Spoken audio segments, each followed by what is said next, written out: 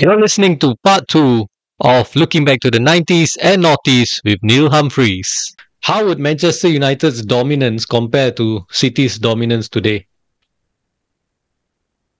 Wow. Well, firstly, I think it's very different. I'm much more comfortable with United's dominance then, if you like, than I am with City's dominance now. Because I remember writing a piece for the Straits Times in about 2000 and saying, oh, we've got to start panicking because Man U are dominating everything and this is terrible for English football. You read that piece now and it looks a bit naive because they won the league by a few points. Big deal. Man City are going to win everything and it's terrifying. And there's, in my humble opinion, and I think most smart, rational fans will say the same thing, there's nothing positive about this level of dominance. They're going to buy Declan Rice. I've got no doubt about this. I've said it on my podcast. I've been saying it for weeks and weeks and weeks. I just wrote a piece yesterday. They are going to buy Declan Rice. Why? Because they can. For no other reason. Yeah. They don't need him. They have Rodri. They've got Kovacic they've just bought. They've got Phillips as backup. They don't need him. But it's that classic, well, if I have him, my rivals don't have him. Yeah. And that's good enough. Arsenal need him. It's obvious they need him. Arteta is building a side around a player like Rice. It's so obvious. I think he's going to go to Man City. Now, yes, Man U, 1999. They were dominant. They were the biggest club in the world. They was a rich club. They were one of the richest clubs in the world. Not the richest. They still didn't have the money to compete with Barcelona and especially Real Madrid back then. Not then. Richest, Manchester City can blow anybody out of the water. Anybody, financially. Man U couldn't, number one. Number two, there was still, with the other clubs in the EPL, there was a certain closeness that's not there anymore. Yep. Number three, and this is what's often forgotten, and I had to show my daughter this on YouTube. I had to remind her, because she's a Man City fan, I had to remind her how close the treble actually was in 99. I showed her the famous Arsenal FA Cup game where once Peter Schmeichel penalty save doesn't happen, it's all over. Yeah, you know, when Phil Neville makes that really lazy, tired tackle in the FA Cup, Schmeichel saves the penalty, Giggs does his thing, takes his shirt off, looks like Planet of the Apes with all that hair, and the rest is history. But even then, the league title is not decided until the final day. They had to beat, was it Newcastle or Tottenham? Tottenham, I think, right? Tottenham. Right, and then they get the final. Okay, that was a bit more routine. FA Cup final. Yeah, that was the most routine one. The FA Cup final. Yeah. But and in the Champions League, they were terrible. By their own admission, they were terrible. Yeah. Bayern Munich should have won that game 2 or 3-0. Yeah. They hit a crossbar. They was completely dominant. Man U, rabbits in the headlights. They were overwhelmed. Even the semi-finals of the Champions League, the first leg, I didn't watch that, but I know the first leg, I've read about it, that United weren't playing well. They needed a late equalizer to draw against Juventus. And then second leg, they were losing 2-0. Came back from that to beat Juventus. And, you know, Juventus at that time was really one of the best teams in Europe. Yeah. Yeah. So, and Roy Keane, famously had to have the game of his life. Very selflessly after he'd already got the yellow card, I think. So he knew he was going to miss the final, and he has the game of his life. But that's what you want. That's what you want. Man U fans might not want it at the time because it's heart attack time. But everybody else, that's what you want. You want competition. You want jeopardy. You want fear. You want terror. You want excitement. You want a roller coaster ride. This is not a roller coaster with Manchester City. It's a procession. And no, to me, there's nothing in it. Objectively, the 99 treble, it had everything you wanted. It had jeopardy, it had competition, it was close, loads of drama. How much drama was there really this season? Once Saliba got injured at Arsenal, once Zinchenko got injured, all of the weaknesses in Arsenal became clear. And you realised, to their credit, they'd been overachieving for most of the season. But once they had a couple of injuries, it was done. I think City, when they were second, they also knew that they can catch up and take over Arsenal and then win the championship after that. You know, they were 100%. And it was just the media, and just the media playing, oh, Arsenal, can they still do this? But everyone knows Man City is going to take over, and then 100%. Well, we said on the podcast, I mean, I think until the injuries, Arsenal's performances collectively all had to be 7, 8, 9 out of 10 every week. Yeah. Man City never played that well before Christmas.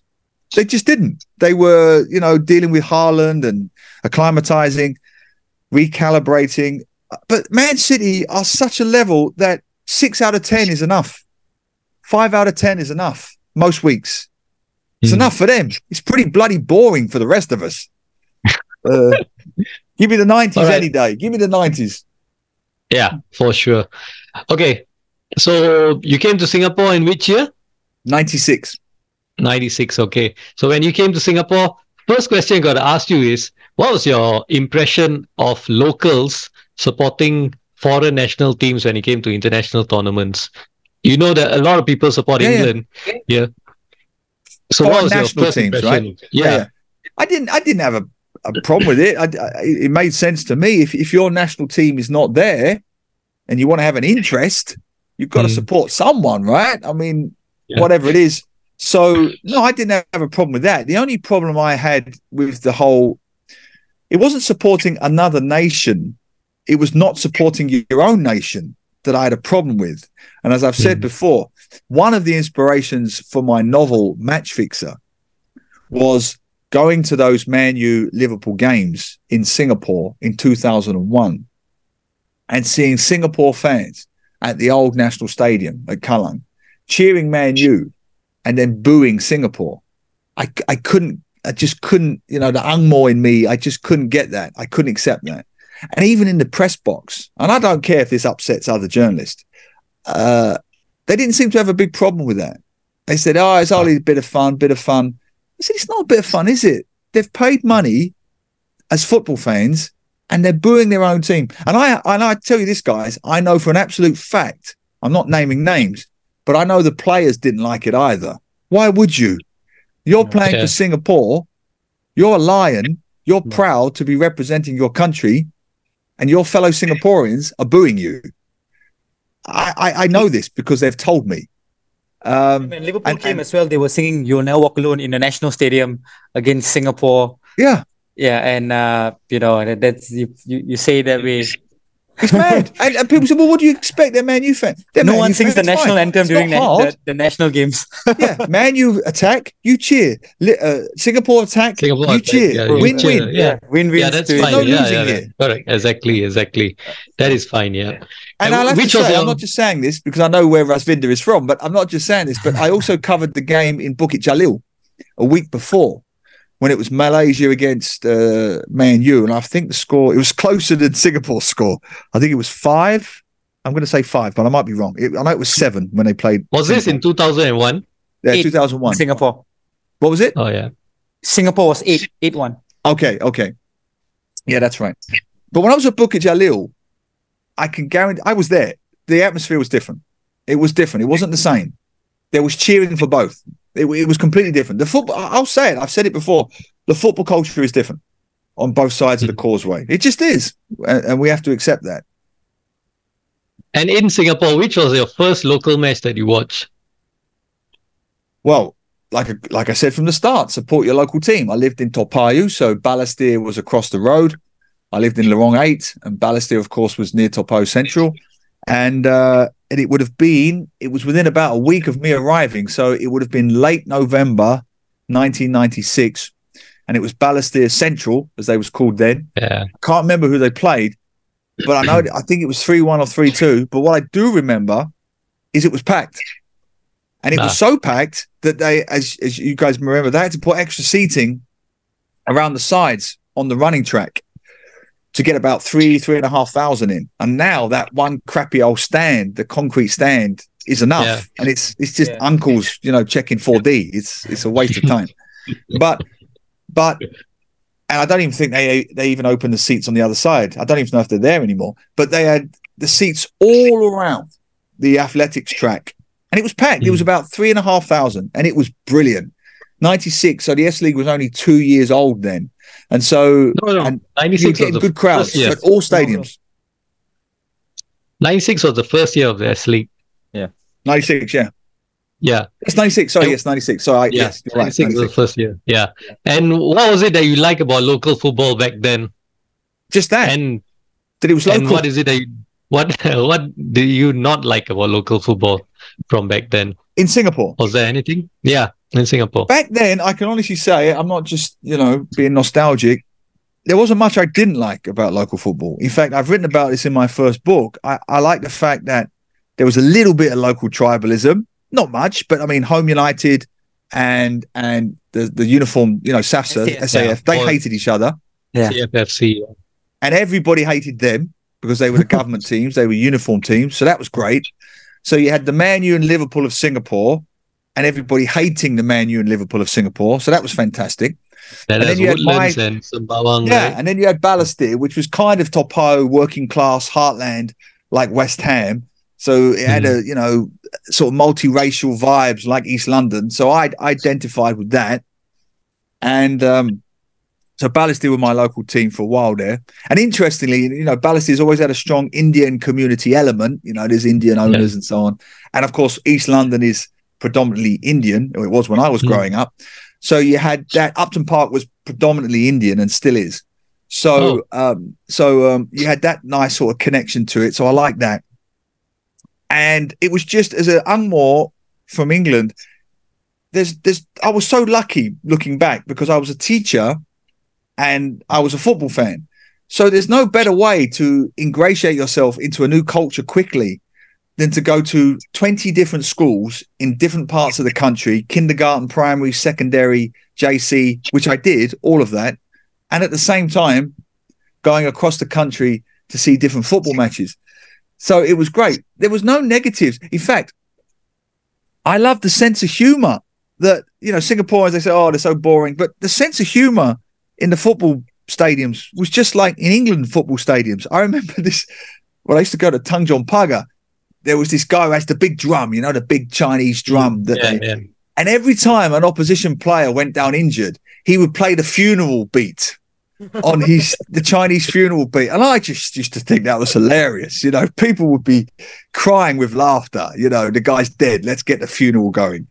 So I used to love that, and the whole referee Caillou and Kerlong and all that. So I have no real negative memories of local football in the 90s. The stadiums were packed. It was multi-generational.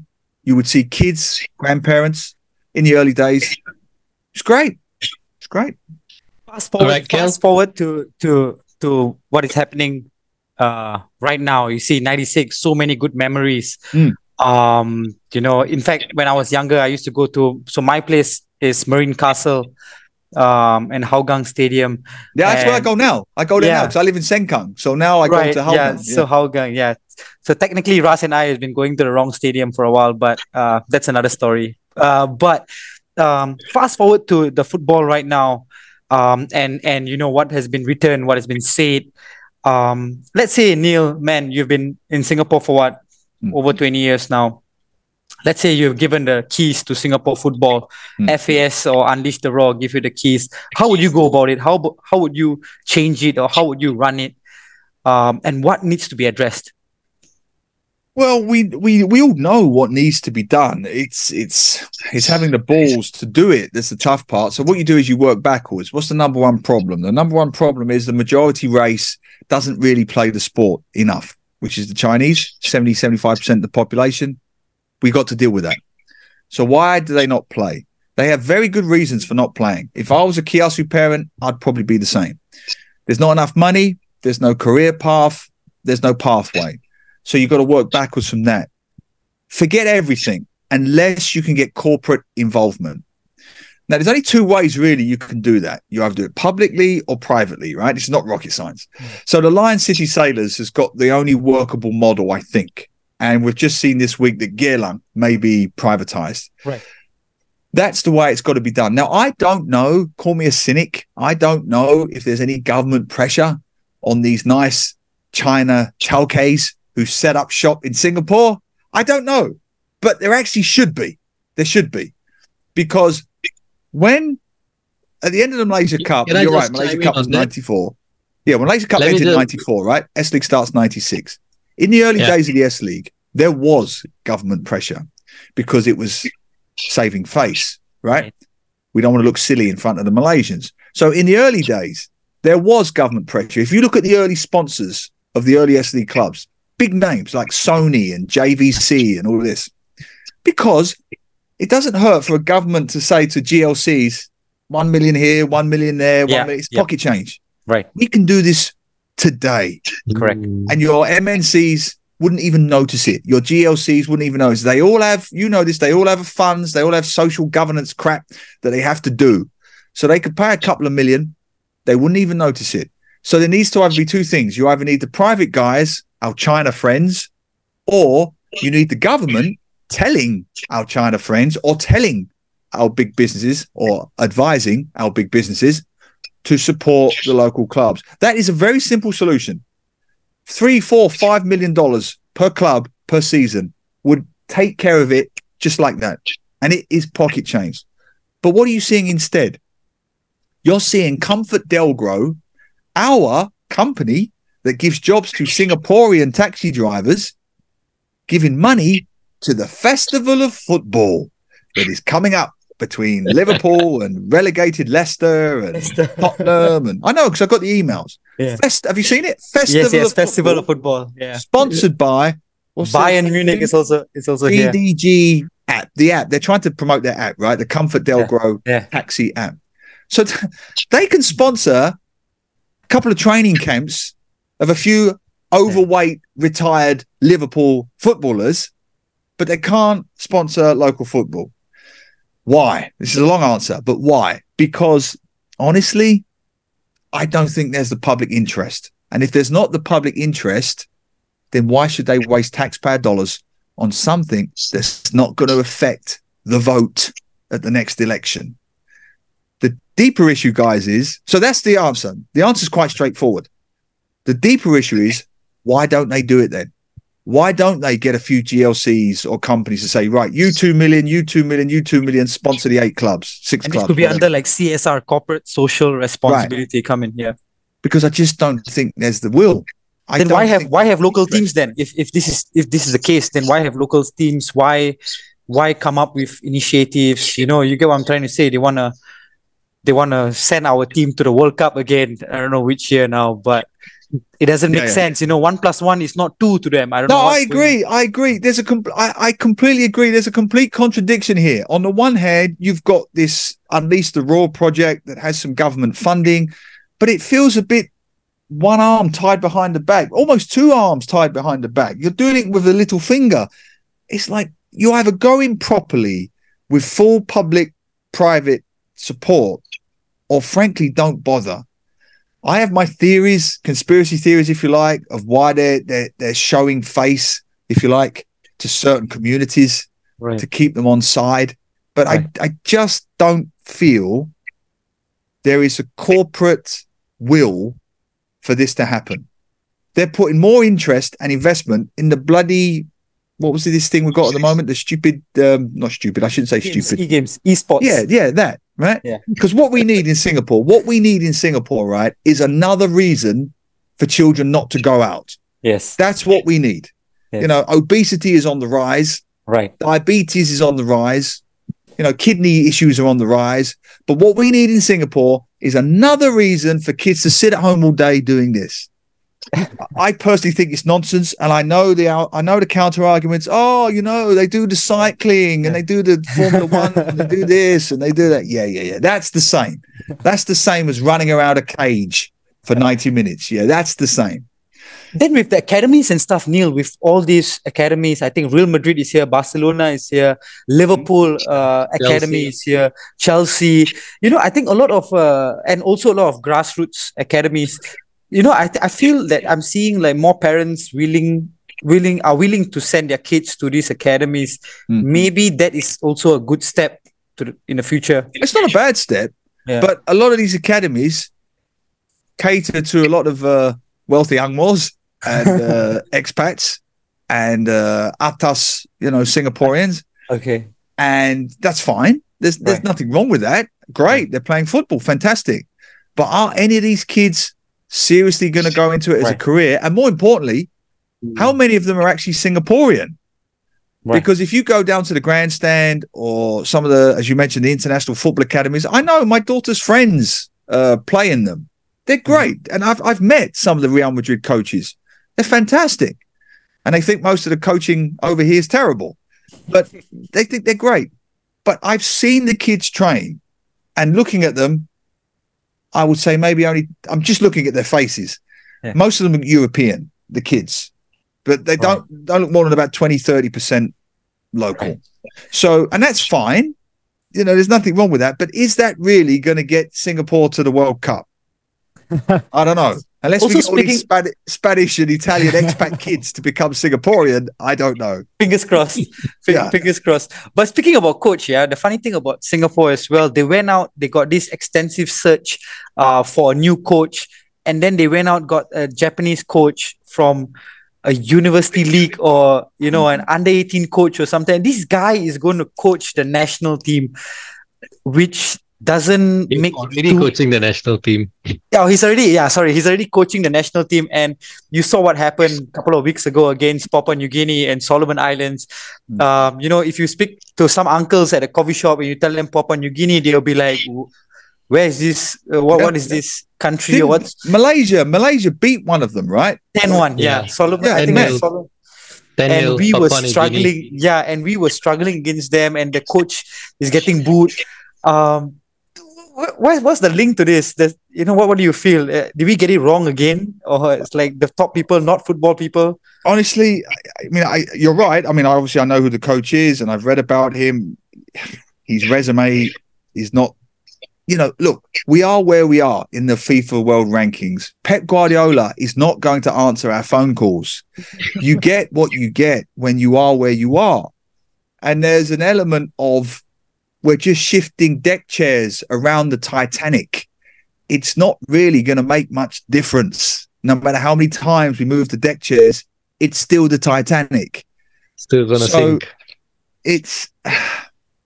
And I don't blame the manager, and I certainly don't blame the players. I always say that. I'm a broken record. My argument has always been I don't blame the 11 boys on the pitch. I blame the 2 million boys who are not on the pitch. You know, at least the 11 boys are there. They're trying. They've obviously got some parental support to do it. God bless them. They're doing it. My concern is the millions who are not doing it.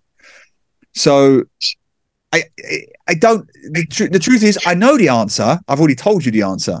I know what we need to do. You know what we need to do. But I just don't see out on the street as we destroy the grandstand at the end of the year, as we pull down the Kranji Turf Club, another sports facility, as we take down Farrer Park, as we take down Bangkok and Seletar playing spaces, and we put nice shiny condos and aerospace parks and everything else. I think it's pretty clear where our priorities are in Singapore. If this is the case, why don't we just shift to futsal? I mean, like that's a practical, like it's more smaller, 5-a-side. You know, maybe we should just focus our attention on futsal instead of 11-a-side football. Do you know, I think you're right. You know, in all seriousness, I actually think you're right, because I remember when I first came to Singapore, you know, I'm a lanky beanpole and I used to play goalkeeper and centre back badly. And I used to play futsal on my HDB block when I lived in Topo with the local boys, the local mutts. And I used to play with them, and it was embarrassing. They would run rings around me because I'm tall. Yeah. It is like, we mentioned the Titanic. It's like I'm a tanker and they're sampans. And they're just zipping around me.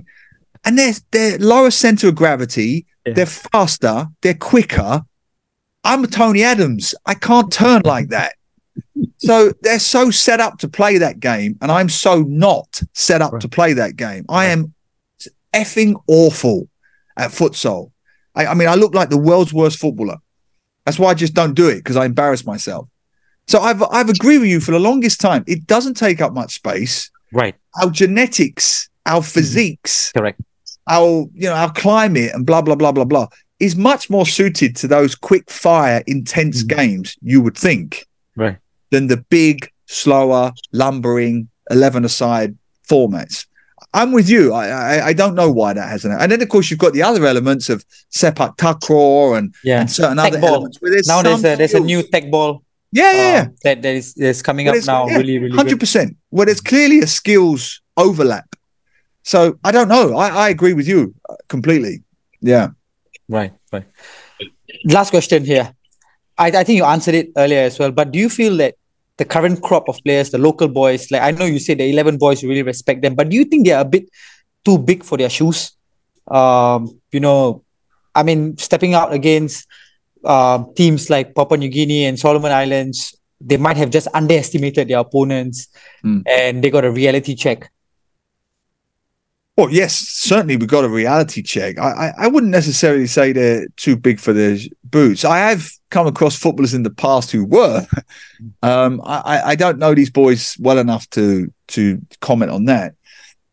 I wouldn't say that. I just feel that as the talent pool, in the last 10 years, post Lions 12, which was a disaster. In my humble opinion, it was a disaster. I said at the time we shouldn't have gone back into the Malaysian League, and I still stand by it.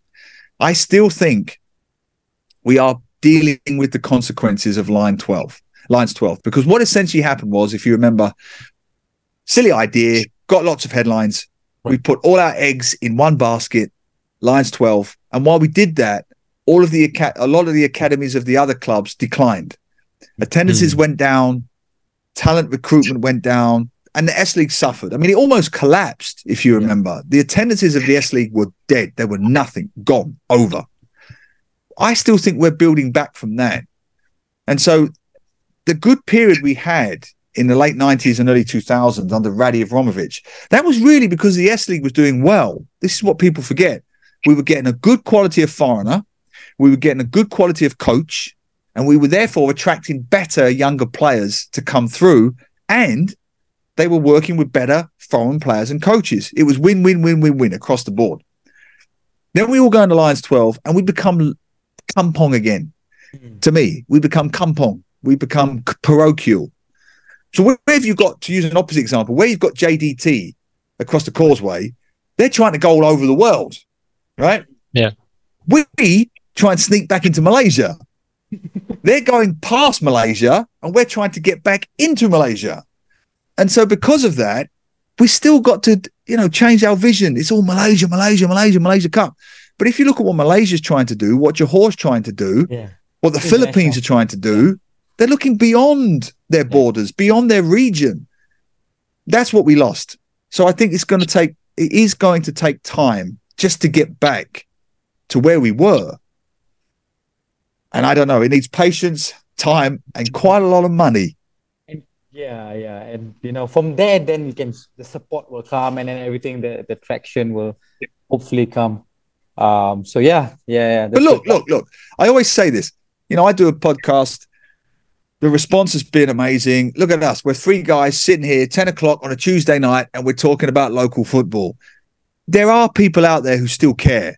There are people out there who are still passionate. You guys organise the football tournaments. They're packed out on a sort of leisure level, amateur hobby level. People are still playing football in Singapore in huge numbers. There are positives to take. There are still kids playing. They're still signing up for the academies, whether it's private or Active SG. Unleash the Raw are linking up with academies, with schools, which is the right thing to do. You guys are organising tournaments. There are positives. We shouldn't forget that. Right. All right, Neil. So I think Russ, early on, the intro, he said radio jockey, author, podcaster. What else? Russ, did I miss anything? Neil? Anything else? Pundit. He was a pundit as well. Have you tried teacher? Have you tried commentary as well? No. Okay, maybe that's in the pipeline for you. I was asked to consider it once, but right. So I just want to ask you, Neil, why do you do what you do? Well, it's very simple. I mean, I'm very fortunate, lucky. I'm still hanging on after 20 plus years. That I'm still fortunate. I'm in this crazy situation where I get to write, which is my first love. I've been doing it since I was a kid. I've only ever wanted to be a writer. I do lots of other stuff as well, but writing is primarily what I do, what I am. And a lot of the time I get to do it about football. So, you know, to be paid to watch and write about football, I mean, to be paid over the years to spend it's a dream. 5 weeks in Brazil covering the World Cup, or 2 weeks in Portugal, or 2 weeks in Paris. There are worse ways to earn a living. You know, when I was 11 years old, I was working in my grandfather's cafe in East London, being shouted at by Irish construction workers and cleaning the toilets. So there are better jobs to do, but there's not many. So as long as people keep asking me to do it, I'll keep doing it. All right. Russ? All right, great. Neil, just the last question before we round up the show. I saw on your book, The Match Fixer. Fascinating title. I believe there's some elements of truth in it. You might have had some stories. I don't know if you've had interviewed anyone related to that topic, but any stories you got to share about that period of Kelongism or match fixing in Singapore football? I think there's a new word now. Yeah, well, I can actually tell you who the major match fixer was when I was a journalist, and his name was...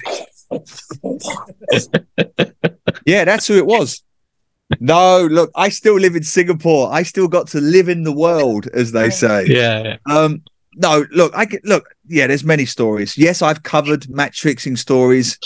Yes, I've covered games like an idiot that were fixed, and I didn't know until the next day. I remember working at the Straits Times, and like an idiot, it was something like, I'll make it up. It was, let's say it was 2-0 or 3-0 or something. And then there were like 4 or 5 goals in the last 5 minutes. And moron here who didn't understand how betting worked and didn't follow Singapore pools, didn't know that if you get 9+ goals, you hit the jackpot, right? So I wrote this match report completely blur straight saying, oh, you know, fatigue must have played a part as the defence collapsed in the final 7 minutes and conceded 4 goals. Blah, blah, blah, blah, blah, blah. You know, the youth and inexperience showed as blah, blah, blah, blah, blah, you know, right? And then the next day, I speak to other journalists and they say, yeah, that one was fixed. Didn't you know? I was like, no, funnily enough, I didn't. And yeah. Let's put it this way. I know people, I know of people, I knew of people within the industry, shall we say, who would go and bet on games in advance, knowing that they might be, and they'd play goals. You know, the classic, you do the 5, 6, 7, 8, 9, you do the first 4 to cover, and then you hopefully get 9 and you hit the jackpot. So you either cover your losses and break even, or if you get the big one. Yeah, I've met a referee who said he covered a fixed match and didn't know until afterwards because he wasn't involved in the fix. Well, one I can say, you can Google him afterwards. I don't want to say his name on air, but there was a former S-League manager who wrote a book about it. So all you've got to do, and it was published by Marshall Cavendish, which is my publisher. So if you just Google S-League manager Marshall Cavendish, it will come up.